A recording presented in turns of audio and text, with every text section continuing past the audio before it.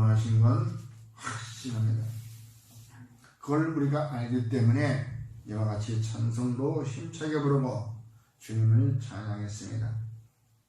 베드로의 설교, 오늘 베드로는 배운 것도 없습니다. 가난한 어촌 마을에서 겨우 쪼짝배 하나 사가지고 그걸 가지고 어부의 생활을 하면서 근근히 먹고 살았었습니다. 아프리카의 지역에서 이렇게 보면은 그 배가 긴 조그만 배 하나 있어.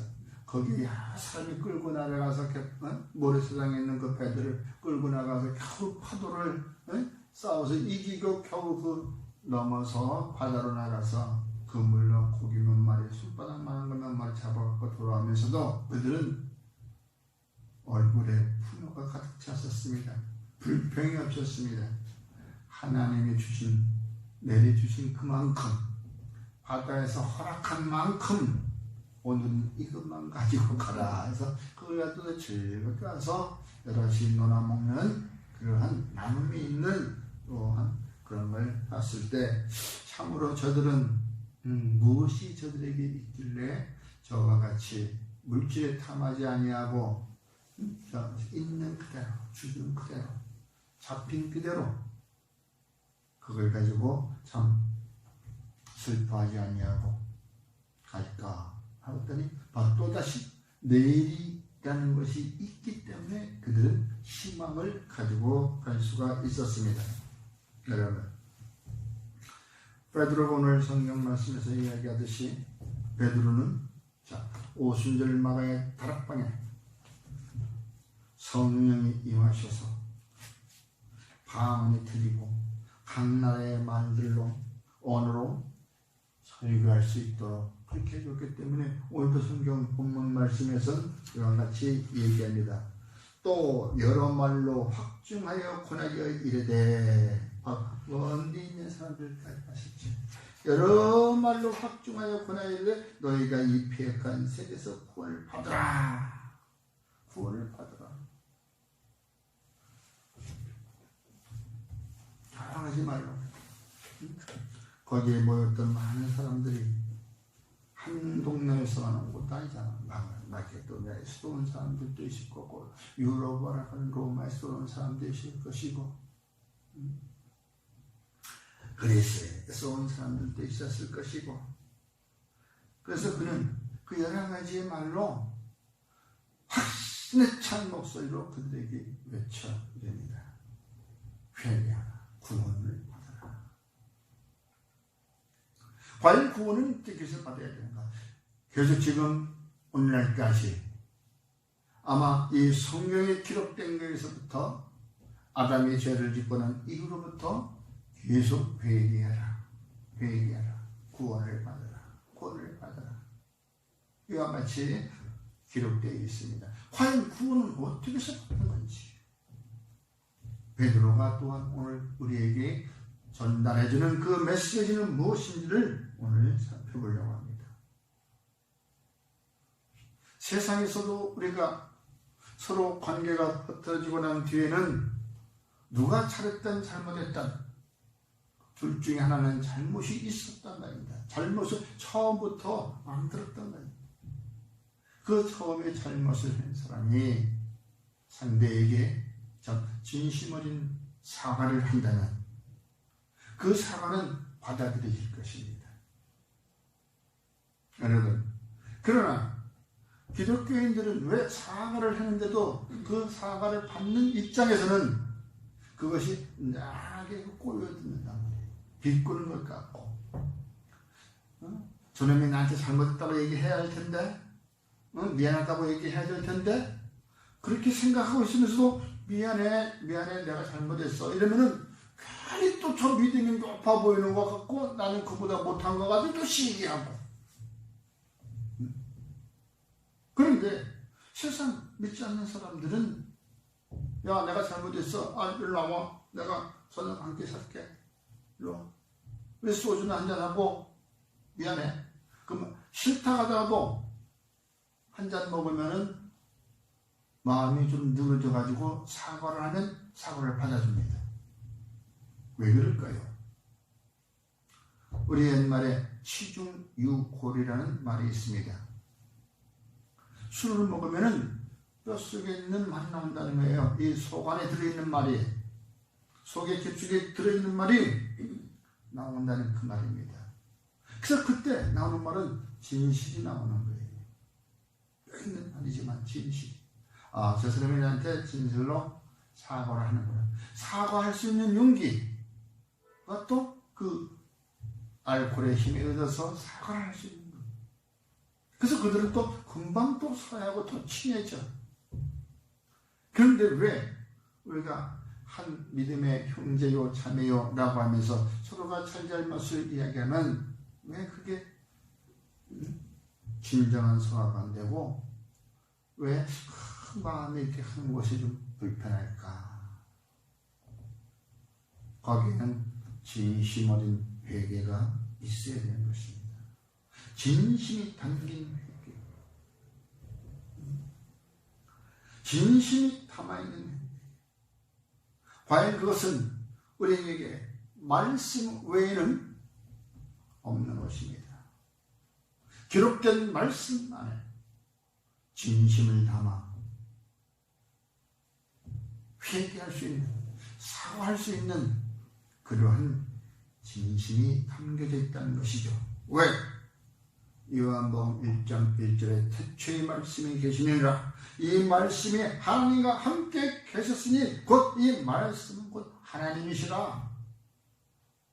그들이 대화하는 가운데는 하나님의 영이 함께하기 때문에 서로가 통할 수가 있는 것인데, 어느 하나의 마음의 문을 열지 않았다면 그것은 마음의 문을 열지 않도록 한 상대의 잘못이라는 거죠.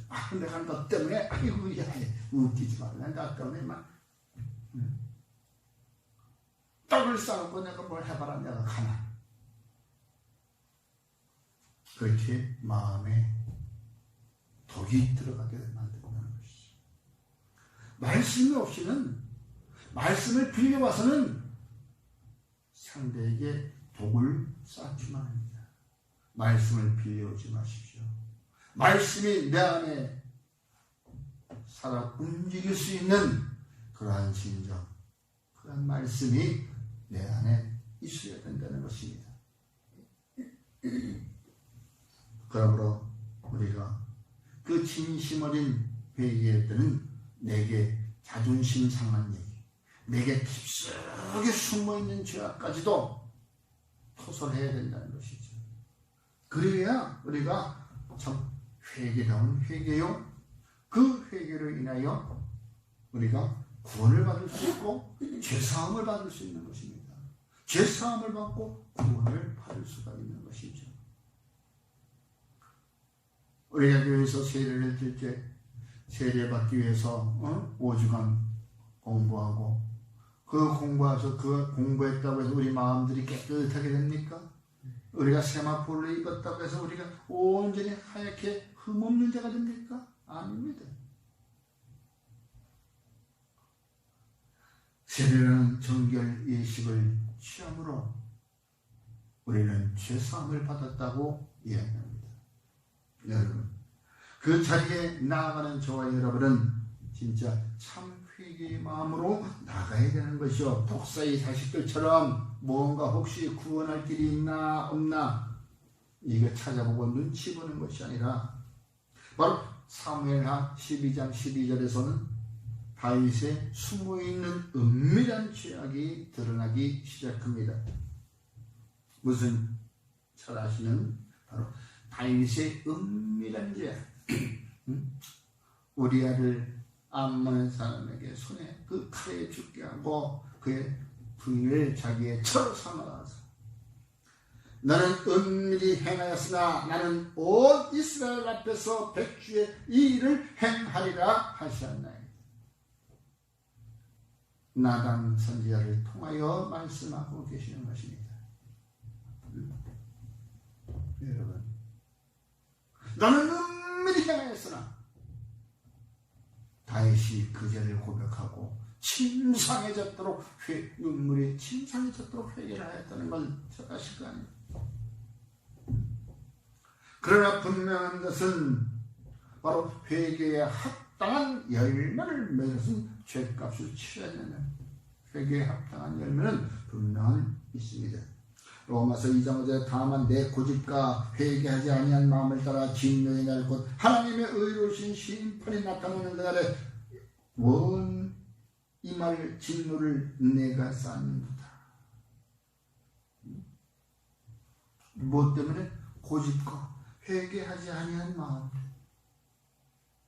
그러나 다윗은 그 나단 선지자의 이야기를 듣고 바로 엎드립니다.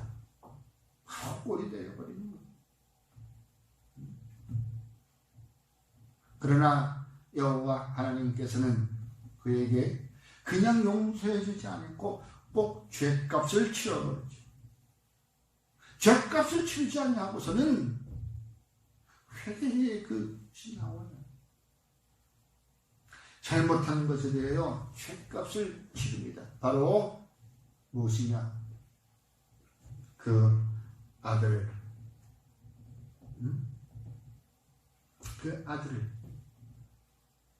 죽게 만들죠. 15절에 나단이 자기 집으로 돌아가니나 우리아의 아내가 다윗에게 낳은 아이를 여호와께서 치심에 심히 앓는지라. 이 아이 때문에 다윗은 그 금식하며 엎드려 기도해도 하나님은 그 다윗의 기도를 들어주지 않았습니다. 옆에 있는 대신들이 다윗 왕이여 일어나셔서 막 잡아 끌어도 안 일어납니다. 식은을 전폐하고 기도합니다. 얘기가 있었잖아요. 이사야 선지자의 말대로 금식은 휴학의 결과를 끊는다는 거. 그래서 다윗 정말 해본 거예요. 그러나 그에도 상관없이 그 아이는 죽고 맙니다. 죽고 난 즉시 다윗은 이제 음식을 취하기 시작합니다.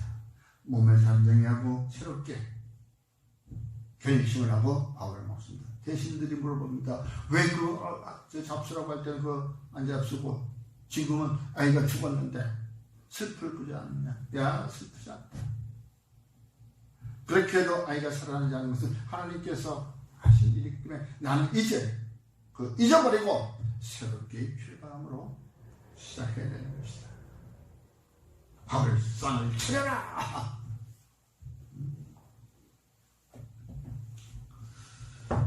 여러분, 이와 같이 죄사함을 받은 다윗처럼 죄값은 꼭 치워진다는 것입니다. 누가복음 3장 3절에서 요한이 요단강 부근 각처에 와서 죄사함을 받게 하는 회개의 세례를 전파하니 그 회개하는 세례, 그 말씀을 듣고 돌아와서 요한한테 와서 세례를 받는 자들. 왜? 그 요한이 외치는 그 소리에 듣는 이들은 마음에 찔림이 왔다는 것입니다. 천국이 가까이 왔다. 회개하라.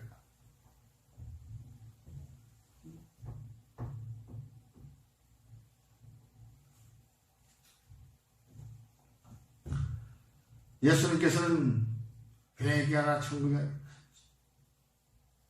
아니라 하늘의 복음을 말씀하셨습니다. 이미 가까이 왔다. 그러니 회개하고 구원을 받아라.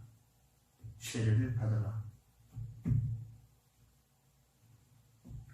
여러분, 저와 여러분들은 과연 어느 때까지 매일매일 회개하고 구원을 받아야 되는 것인지, 우리가 그것은 자범치 회당함으로 우리가 매일매일 주님 앞에 나아가 날마다 우리에게 은혜를 주시기 좋아하는, 은혜를 내려주시는 은혜의 보좌 앞에 나가야 한다는 것입니다. 마가복음 1장 15절에서 이르시되 때가 찼고 하나님의 나라가 가까이 왔으니 회개하고 복음을 믿으라. 주님이 하신 말입니다. 세례 요한이 한 것은 세례 요한은 회개하라 천국이 가까이 왔다지만 하나님께서는 이르시되 때가 찼고 하나님의 나라가 가까이 왔으니 회개하고 복음을 믿으라.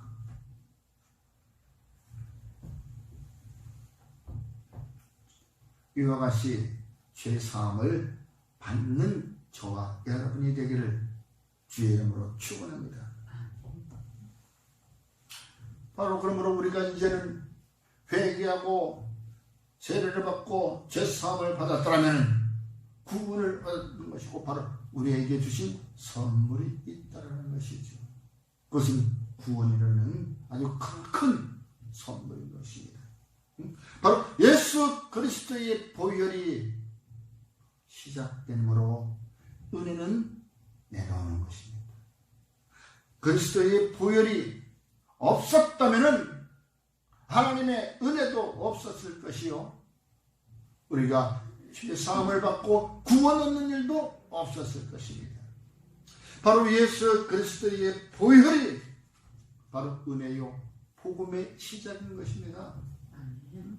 그를 믿는 자들은 분명히 내게 은혜를 내려주실 것이고 그것은 곧 생명으로 가는 길이고 그것은 말씀과 내게 신 복음이라는 것이죠. 그것은 곧 바로 우리가 회개하지 아니하고 그냥 세례만 받고 구원받았다 하고 겉으로 이렇게 표현하는 그런 성도들이 아니라 참 회개가 있고 마음의 깊은 곳에 숨어있는 죄악까지도 다 토설해낼 수 있는 그런 용기가 있어야 되는 것이죠. 우리가 회개를 했다 하더라도 아직까지도 회개하지 않는 저 깊숙이 들으면 숨어있는 그 악한 그 회개, 오늘 이 시간 성령의 인도함으로 그 깊이 숨어있는 죄악까지도 우리가 토설해낼 수 있는 그러한 용기가 있는 저와 여러분이 되기를 주의 이름으로 축원합니다. 남 보기에 창피해서 내가 이것이 알려지고 나면은 내 얼굴 면상이 깎일까봐, 내 명예가 하루아침에 손상될까봐 아닌 것입니다. 그것이 다 없어진다 할지라도 내가 참 회개를 하고 구원을 받았다면 이 얼마나 좋은 겁니까? 어떤 사람은 자기의 전 재산을 예수님 하룻밤만 우리 집에 와서 계신다니까 하루를 지내시는데 자기의 재산 절반을 내어드린 사람이 있습니다. 성경에 기록되어 있는 말씀대로 오늘 내가 너희 집에 유하여야 하리라. 아이고 어서 오십시오. 내 재산의 절반이라도 내가 내어놓겠습니다. 그러나 부자 청년은 어떻게 해야 내가 구원을 얻으리까 할 때 다 모든 걸 행했다 할지라도 율법을 다 지켰다 할지라도 내게 있는 재산을 나누어줘라. 왜 그게 나누기 싫어서 아까워서 그냥 한 거예요. 아직도 내 채물에 내 마음을 쏟고 있다는 것이죠. 여러분, 내가 사랑하고 내가 아꼈던 그 채물에 내 마음이 아직 있다면 진정한 구원을 얻은 자인가 다시 한번 살펴봐야 될 것입니다. 겉으로는 참 인자한 얼굴로 미사업으로 다 이렇게 교제를 하고 있지만 과연 그 교제 가운데 우리는 진정으로 영분별할 수 있는 저와 여러분의 되기를 주의 이름으로 축원합니다. 그러므로 저와 여러분들은 이제 성령의 도우심으로 우리가 살아가야 될 것입니다. 내 힘으로 돌아가는 것이 아니라, 내 힘으로 살아가는 것이 아니라 성령의 도우심이 있어야 되는 것이요. 말씀은 많이 알고 있는데 그 말씀대로 하려니 도대체 이 힘이 안 돼.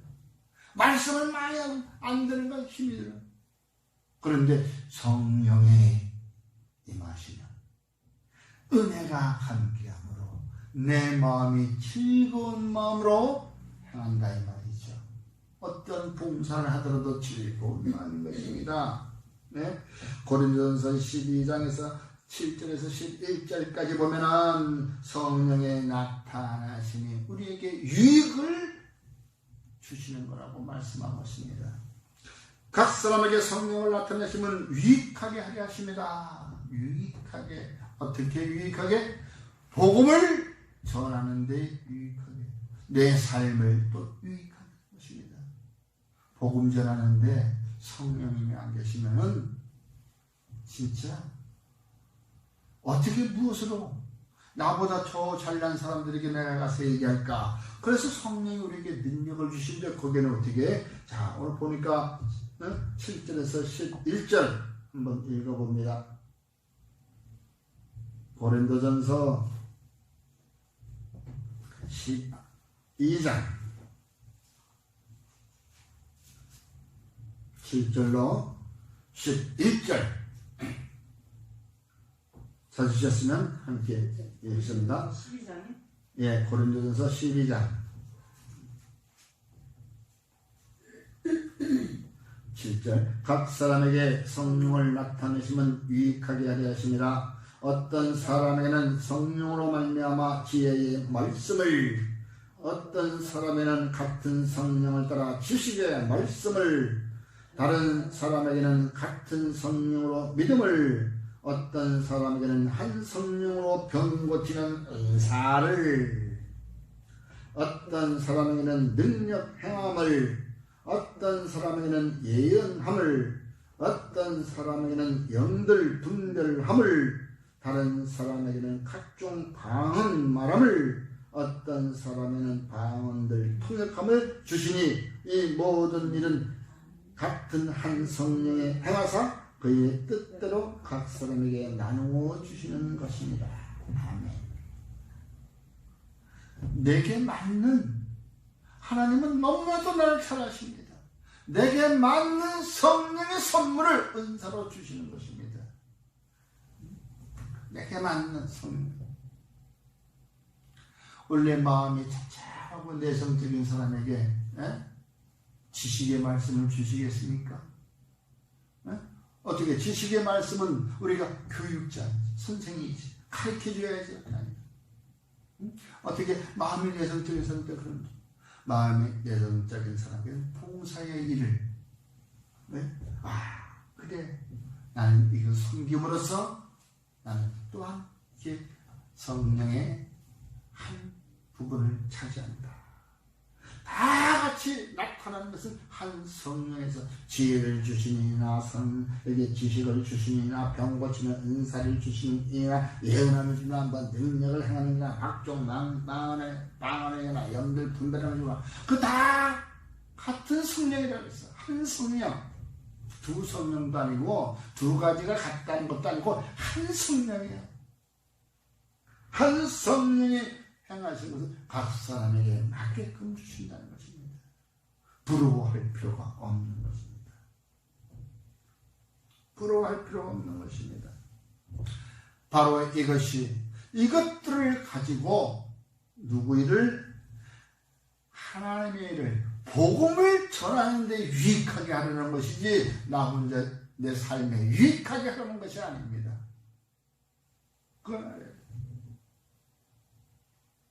그러나 행여 혹 사람들은 나를 위하여 유익하게 하는 줄 알고 그것으로 자기의 재정을 채우는 사람이 있어요. 많이 있었잖아요. 그러나 이 같은 은혜사를 주신 것은 주의 일을 하는데, 복음을 전하는데 유익하게 하려고 주셨다는 것을 오늘 그러니까 베드로가 그와 같이 지혜의 말씀, 지식의 말씀을 각 따라 얘기하니까 어떤 수요가 3,000이나 되었더라. 믿는 자들이. 그러므로 내게도 가만히 보면 주님께서 주신 은사가 있다는 것을 우리는 모르고 있었지만 내게도 분명 주셨음을 믿으시기 바랍니다. 그 주신 것을 가지고 복음을 전하는데 유익하게 쓰는 저와 여러분이 되기를 주의 이름으로 축원합니다. 기도